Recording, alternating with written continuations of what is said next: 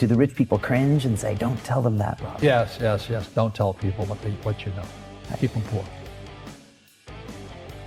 My father was the head of education, PhD, all that stuff. I go home and ask him, said, why don't we learn about money in school? And he looked at me and says, because the government doesn't let us teach that subject. The government tells us what we can teach and what we can't teach. And I thought that was strange. And I said, but aren't we going to school to learn about money? He says, no, your job is to get a job. I said, but you get a job to earn money. He goes, no, you're supposed to just get a job. I went, no. Isn't the purpose of a job to earn money? He goes, you're correct. I said, so why don't I just learn about money? I can skip the job part, you know? And he got flustered and he said, if you want to learn about money, why don't you ask your best friend's father about money? And I said, why? That's Mike. So why ask him? He says, because Mike's father is an entrepreneur. And I said, what are you? He says, I'm an employee. I'm a government employee. I went, oh, what's the difference? He says, the difference is an entrepreneur must know about money, or they're no longer entrepreneurs. And he says an employee doesn't have to know anything about money, because the government will take care of them, the company will take care of them. So I'm all confused. But I took my dad's advice and I trundled over to Mike's father's office and knocked on his door and I said, hey, I'm here, 9 years old. Teach me about money. He says, beat it, kid, you know. But that's where the story of Rich Dad, Poor Dad started. And finally, through persistence, my rich dad started teaching me about money on one condition. And that condition was he would never pay me. He says, the moment I pay you, you think like an employee. He says, that's the trap. Entrepreneurs work for free.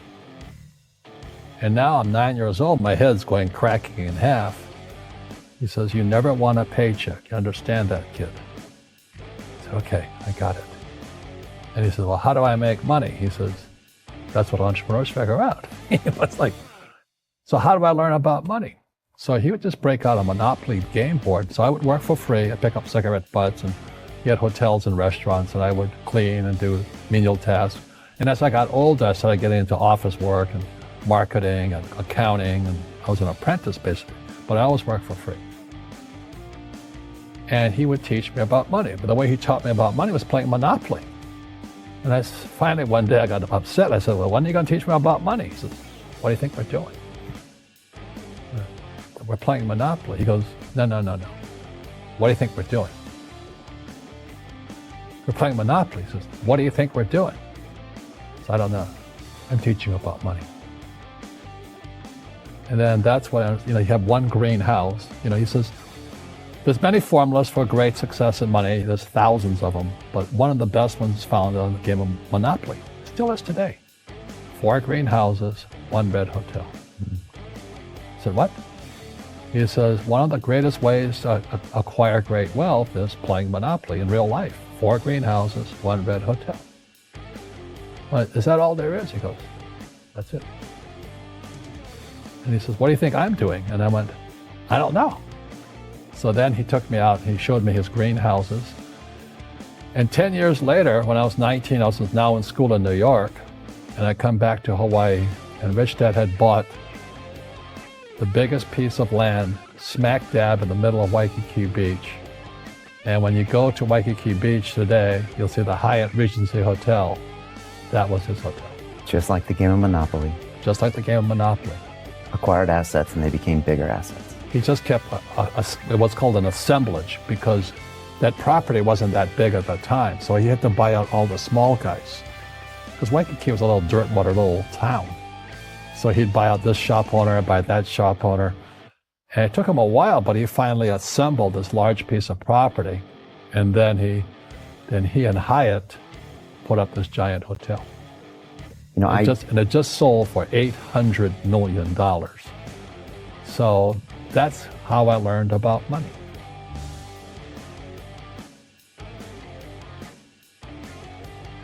I've had financial crashes. I've had people stab me in the back, but they're all good because I grow from it. That's spirituality. People who are afraid of making mistakes, like they teach in school, they don't ever grow.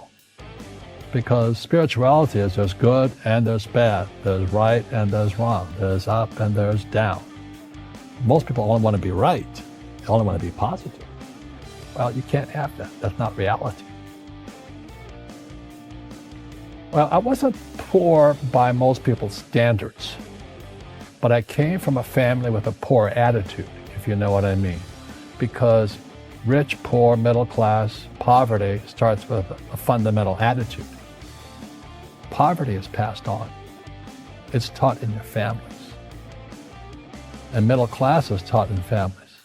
And so the people right now who are sitting at home, who are struggling financially or worried about money or unhappy, they may be making a lot of money, but unhappy with what they're doing, it was probably taught to you. You know, your superego was taught, get a job, work hard, or you'll never be rich, or the rich are evil, or whatever. The school system will never teach you about money. The school system was designed to teach you to be an employee, which is important, or a doctor or a lawyer, a specialist, but never about money. And what most people lack is real business knowledge, like accounting, like debt, like taxes. You got to know that stuff, but they don't teach it in school to anybody. So, and then when people ask me, how did your rich dad learn this when your poor dad, a PhD, didn't? And the answer is very simply, my rich dad is my best friend's father. His father died when he was 13. So rich dad had this family business at 13 to run. So he had to drop out of school, which was his blessing. There's blessings and, sometimes the blessing doesn't look like a blessing, but it turned out to be a blessing. And then his teachers became his bookkeeper, his accountant, his attorney, his banker, his real estate agents. So he has what I call real teachers, not these fake teachers in school. You see, most teachers in school, they're out of ethics. They teach subjects they themselves don't practice. I asked the teacher, I said, I'm in my third year of calculus now. It was called strength of materials. I said, am I ever going to use this stuff? He goes, no. I said, why do you teach it? I was like, I get paid. I said, do you ever use it? He goes, no. And that's why, you have to, in life, one of the things I suggest to people, you got to find a real teacher versus a fake teacher. And a fake teacher is somebody who doesn't do what they teach. And a real teacher is doing what they teach every day. So my accountants, my attorneys, they're in it every single day. That's how I learn, because every day I'm solving problems in my business. So I have accountants and attorneys and bankers and all these people on speed dial because I'm solving problems with my team.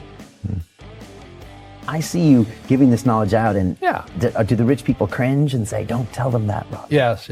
Don't tell people what you know. Right. Keep them poor. But, unfortunately, the poor, as was in the Bible, I'm not real religious, the poor will always be amongst us because it starts up here. Right, it's that fear mentality. It's in their words, and the words become flesh. Again, I'm not really religious. I flunked out of Sunday school also. But when they say I can't afford it or I can't do that, they go down. They become what they say. My PhD daddy says, what do you think I am, made of money? I can't afford that. And my rich dad would say, that's why he's poor. Poor people say, I can't afford it, I can't do that, I don't have time. Because this is an escape. It's an escape. You know what I mean? It's easy to say, I can't afford it. And your rich dad used to say what instead of, I can't afford it? How can I afford it? How can I do that? What would it take? Or why should I do that? He says that a question opens the mind, a statement closes the mind. See, when you say, I can't afford it, your mind shuts down and you become what you say.